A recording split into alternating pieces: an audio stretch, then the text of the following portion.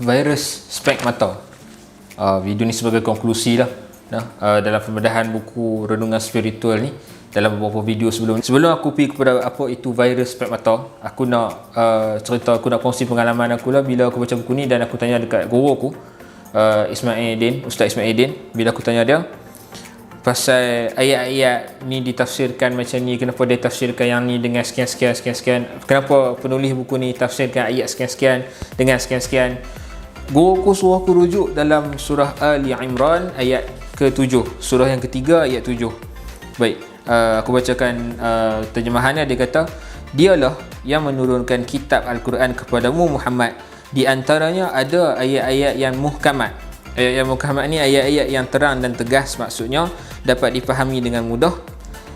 Itulah pokok-pokok kitab Al-Quran, dan yang lain mutasyabihat. Mutasyabihat ni ayat-ayat yang mengandungi beberapa pengertian, sulit difahami atau hanya Allah yang mengetahui.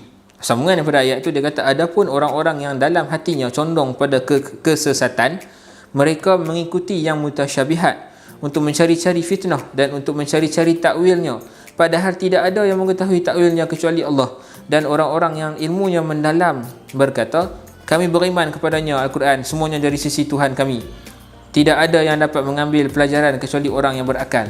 Aku quote ayat ni, aku katakan bagi aku checkmate kepada buku ni. Sebab bagi aku masalah core dia adalah, antara masalah core dia adalah dia memutasyabihatkan ayat-ayat yang muhkamat. Misalnya bila bincang pasal syurga, neraka, setan, iblis, malaikat, benda-benda yang straightforward ni Allah Ta'ala cerita ni, dia tafsirkan setan tu sebagai orang-orang jahat yang anti khilafah. Dia kata malaikat ni adalah orang-orang baik yang pro kepada khilafah. Lepas tu dia kata pula syurga ni adalah kehidupan syurgawi di dunia, neraka ni adalah kehidupan yang tak ikut khilafah dan seumpamanya, yang dalam keadaan zalim dan seumpamanya. Iblis dia ada takwilan dia even kata syurga ni kita tak boleh jumpa pun dekat langit yang nyata, kita tak boleh jumpa. Dan banyak lagi cerita-cerita dekat dalam buku ni. Dia cerita hidangan dari langit, dia ada tafsiran dia yang dia buat mai. Muka surat 52, dia kata Nabi Isa tu mati sebenarnya. Muka surat 288, 289, dia kata Isra Mi'raj ni simbolik perjalanan Nabi Adam sampai Nabi Isa. Muka surat 208, cerita Nabi Adam di syurga, dia kata nan wahyu. Muka surat 237. Banyak lagi yang aku kata aku dah list down lah ni. Itu antara masalah core dia. Dan satu lagi yang aku boleh relate dengan masalah core yang pertama ialah virus spek mata. Virus spek mata ni apa dia? Contoh satu keadaan aku pakai spek. Misalnya aku ada 3 spek berwarna. Spek warna biru, oranye dengan hijau misalnya. Okey. Aku ambil spek oranye aku pakai. Okey, apa yang aku nampak? Aku nampak semua benda yang dekat dalam rumah aku ke ataupun sekeliling ke, dekat dalam dunia ni ke, aku akan nampak semua benda colour oranye. Bila aku pakai spek mata warna merah ataupun warna biru, aku akan nampak semua benda colour merah ataupun semua benda colour biru misalnya. Semua benda colour hijau misalnya kalau aku pakai spek mata warna hijau. Itulah masalahnya. Bagi aku, Setia Al-Haq ni ataupun penulis buku ni, dia ada masalah. Dia dah ada satu ideologi dah. Dia dah ada satu ideologi dalam kepala otak dia. Lepas dia ada satu ideologi dia tu, contohnya mulkiyah, wajib khilafah, kena menegakkan khilafah seumpamanya. Kemudian dia dismiss masalah mukjizat, dia dismiss. Memang ada kat dalam buku ni menafikan mukjizat, sehingga kan sampai konsep hari akhirat semua dia dismiss. Syurga, neraka, benda-benda ghaib semua ni dia dismiss. Sebab apa? Sebab dia nak menangkan ideologi dia. Dia nak justify lagi adalah dia buka Al-Quran.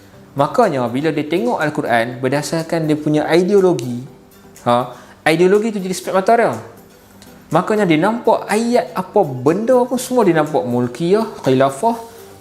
Yang tu je yang dia nampak. Mulkiyah, khilafah, mulkiyah, khilafah. Tambahlah pula dia memutasyabihatkan ayat-ayat yang muhkamat. Lagilah. Of course dia punya viewpoint dia akan jauh terus daripada benda yang disertakan dekat dalam Al-Quran, dan dia tak ada sumber-sumber daripada ulama yang muktabar. Dia tak quote, dia tak habaq pun siapa yang tafsirkan sekian. Aku tak nafikan dia mungkin ada ilmu bahasa Arab. Aku tak nafikan dia ada quote daripada certain definisi daripada bahasa-bahasa lain dan seumpamanya, mungkin ada. Semuanya sekarang ni Masalahnya virus spek mata tu. Dia dah ada ideologi dah. Dia pakai ideologi dia tu, dan dia nampak semua ayat Al-Quran semua menyebelah kepada ideologi dia. Yang tu lah. Padahal yang sebenarnya adalah kita ketepikan ideologi kita di tepi. Kita study Quran, kita belajar Al-Quran, kita belajar mesej Al-Quran, tadabbur dan seumpamanya, dan kita tengok mesej ataupun ideologi yang Quran nak kita pegang dalam hidup kita ni. Bukannya kita ambil Al-Quran ni untuk justify ideologi kita. Yang tu sangat-sangat bermasalah. Tak kiralah bukan setiap Al-Haq saja, siapa-siapa saja, aku ataupun siapa-siapa yang mendengar, jangan buat macam tu. Itu satu kezaliman kepada ayat-ayat Al-Quran. Kita kena ikut apa yang Allah Ta'ala dan Rasul ajak. Kita bukannya guna Allah Ta'ala dan Rasul nak justify benda yang kita kata. Nak tunjuk kata kita betul, guna Al-Quran dengan sunnah. Silap. Minta Allah Ta'ala jauhkan kita daripada sifat-sifat yang tercela macam tu. Setakat ni dulu, ini video yang terakhir untuk buku ni. Mudah-mudahan ada manfaat, dan insya-Allah kalau nanti dah siap aku tulis resensi buku ni, tulisan tu bila dah complete aku akan send. Kalau siapa-siapa yang nak, insya-Allah boleh tengok dekat dalam page Book Surgeon, dan aku akan hantar juga insya-Allah kepada kenalan aku yang daripada dia aku beli buku ni, insya-Allah. Sampai berjumpa lagi. Assalamualaikum warahmatullahi taala wabarakatuh.